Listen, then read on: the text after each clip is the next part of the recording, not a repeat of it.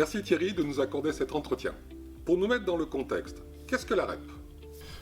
La REP, c'est le dispositif législatif sur la responsabilité élargie aux producteurs qui a pour objectif la mise en place d'une gestion éco-responsable du cycle de vie des produits.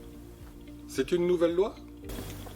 Non, elle existe déjà, comme dans d'autres filières comme l'ameublement, les matériaux électriques. La REP arrive simplement dans le bâtiment. Mais pourquoi a-t-elle été créée?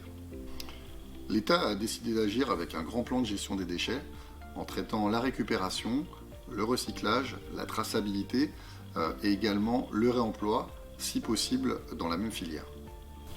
Et en pratique? En pratique, il faudra financer le dispositif à l'aide d'une éco-contribution directement prise sur les produits. Quels en sont alors les impacts pour les entreprises d'aménagement de bureaux dans la gestion de leur quotidien?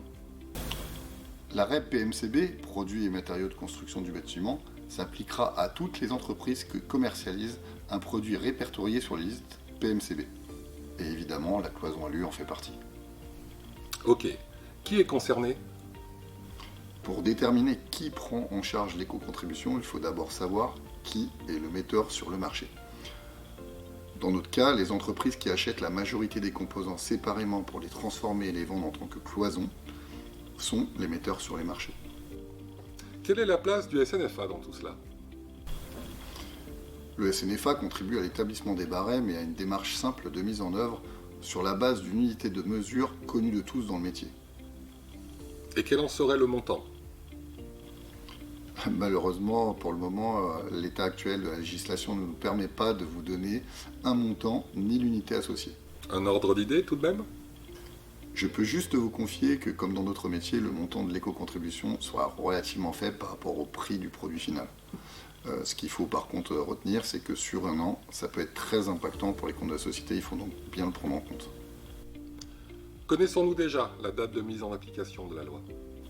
Oui, 1er janvier 2023. Ce qui veut dire que pour les devis qui sont concernés par une affaire qui pourrait sortir en 2023, il faut absolument le prendre en compte lors des chiffrages. S'informer, d'accord, mais auprès de qui? Valobat, c'est l'éco-organisme dont le SNFA est actionnaire. Et l'avantage, c'est que c'est le seul éco-organisme créé par des professionnels du bâtiment. Et comment faire?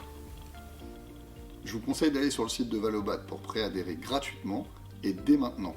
C'est le meilleur moyen d'avoir les informations nécessaires pour la suite des événements.